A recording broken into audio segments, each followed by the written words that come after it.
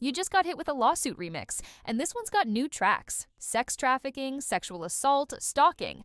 Yeah, those words alone can flip a case from messy boss to federal-level nightmare. But here's the twist. Ye's lawyers are already begging the judge to cut half of it out. So, what does sex trafficking even mean in a civil lawsuit? And will the judge prune this case before the real dirt comes out in discovery? Stick with me, because this filing just turned a workplace drama into a legal thriller. Welcome back to A Sip of Drama, where scandals meet subpoenas and we translate the docket into pure drama. Ye's former assistant, Lauren Pisciotta, just filed a second amended complaint. Think of it as the deluxe edition. She's added trafficking, assault, stalking, emotional distress, basically the works. And on August 27th, Ye's team hit back, trying to toss the boldest claims before they ever reach a jury. Quick sidebar: if you live for legal tea hotter than TMZ's coffee, hit that subscribe button. All right, let's break this down. Legal tea first, drama second. When you hear second amended complaint, don't roll your eyes. This isn't filler. In lawsuits, every amendment is like dropping a remix. Same baseline story, but new beats, new verses, sometimes way more powerful than the original. Lauren Pisciotta's first complaint painted Ye as an erratic, abusive boss. Now, she's reframed it with federal-level buzzwords that could make any judge sit up straight. Sex trafficking, assault, stalking, harassment. Why pile it all in? Because in civil court, each claim is like a separate track the jury could vibe with. If one doesn't stick, another might. And certain words, like trafficking, open doors to bigger damages, harsher penalties, and a whole lot more media oxygen. Now, here's the tea. When most people hear sex trafficking, they think criminal trial, FBI raids, handcuffs. That's not what's happening here. In civil law, sex trafficking falls under the Trafficking Victims Protection Act, the TVPA, and it doesn't always mean an international crime ring. In this context, it means, did Ye allegedly use force, fraud, or coercion to make his employee engage in sexual acts, or did he benefit financially from a pattern that looked like exploitation? So no, this isn't RICO. This isn't Narcos. But it is serious, and attaching that label to a civil complaint sends a signal. Judge, jury, media. We're not calling this workplace harassment anymore. We're calling it trafficking. That word alone can change the way a case feels in headlines, even before a shred of evidence hits discovery. But Pisciotta didn't stop at trafficking. She stacked the complaint with more heavy hitters. Sexual assault. She says Ye crossed physical boundaries that were never consensual. One example she points to: unwanted touching in private settings where she says she felt trapped. Stalking, she claims Ye tracked her movements and communications, creating what she describes as an atmosphere of constant surveillance, intentional infliction of emotional distress. Basically, Ye's behavior wasn't just bad, it was outrageous enough to leave her rattled mentally and emotionally. Together, this isn't just bad boss behavior. It reads more like a psychological thriller, part HR nightmare, part true crime doc. And remember, in civil court, Pisciotta doesn't need to prove every single claim. She just needs one that sticks with a jury. That's why Ye's team is moving fast to strike out the loudest ones before they ever reach trial. On August 27th, Ye's lawyers filed a motion to dismiss parts of the complaint. Translation: before this case gets messy, they want the judge to delete half the claims from the playlist. Why? Because in legal strategy, trimming the fat early can shrink damages, narrow discovery, and make the plaintiff's story look weaker. Think of it like editing a diss track. If you cut out half the bars, the song doesn't hit as hard. Ye's team argues that some of Pisciotta's claims don't meet the legal standard. Maybe they're too vague. Maybe they don't have the elements required under federal law. Maybe they stretch definitions, like trafficking, further than case law allows.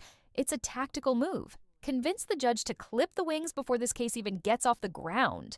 Now, let's zoom in on the hottest word in this complaint: trafficking. In civil suits, plaintiffs sometimes stretch definitions to increase leverage, and Ye's lawyers are basically saying, look, this is harassment maybe, but trafficking? That's a leap. The TVPA was written for situations where there's recruitment, transportation, or coercion for commercial sex acts. Here, Pisciotta was already Ye's assistant. She wasn't lured in from Craigslist or smuggled across borders. The defense is betting the judge will look at that word, look at the facts, and say, nice try, but not trafficking. If the judge agrees, that's a huge cut. Because once that word's out, headlines deflate, damages shrink, and the jury pool sees the case as smaller.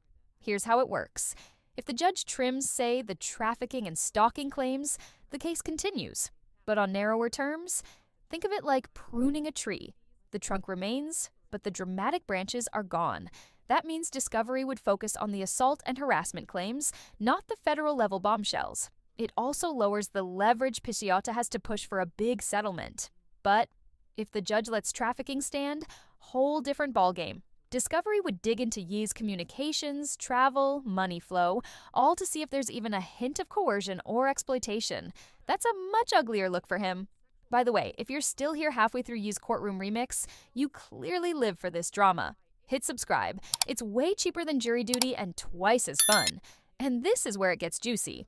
Discovery is the phase where both sides get to dig for receipts, documents, texts, emails, depositions. If the trafficking claim survives, Pisciotta's lawyers can demand NDAS, private messages, travel logs, even internal communications that Ye's camp would love to keep sealed.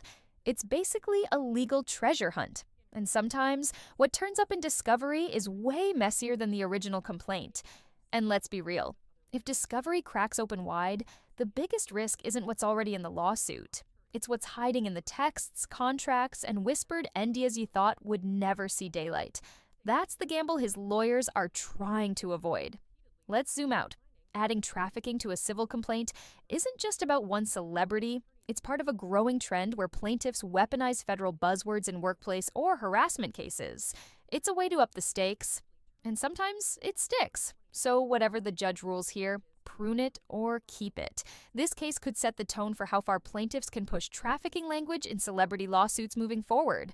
Of course, there's the legal case, and then there's the TikTok case. In the courtroom, trafficking is a technical legal claim. But outside, it's already the headline. Once that word hit Twitter, it didn't matter if a judge later trims it. The stain is already there. Fans, critics, brands. They don't wait for motions to dismiss. They see the headline, they form an opinion, and they move on. That's why Ye's team is fighting so hard to kill that word early. Because once you're branded with trafficking in the court of public opinion, you don't get a retrial. So where are we now? The second amended complaint dropped July 10th. Ye's motion to dismiss landed August 27th.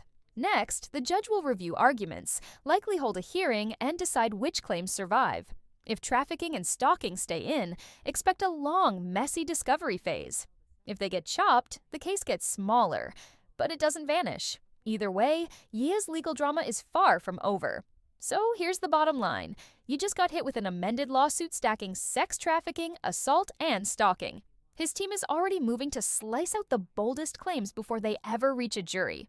Will the judge buy it, or will the case roll into discovery with trafficking still stamped across the top? What do you think? Is the trafficking claim overreach, or does Pisciotta have a shot at making it stick? Drop your verdict in the comments. And if you love your scandals messy and your legal tea piping hot, subscribe. Around here, we don't just read the filings, we read the room.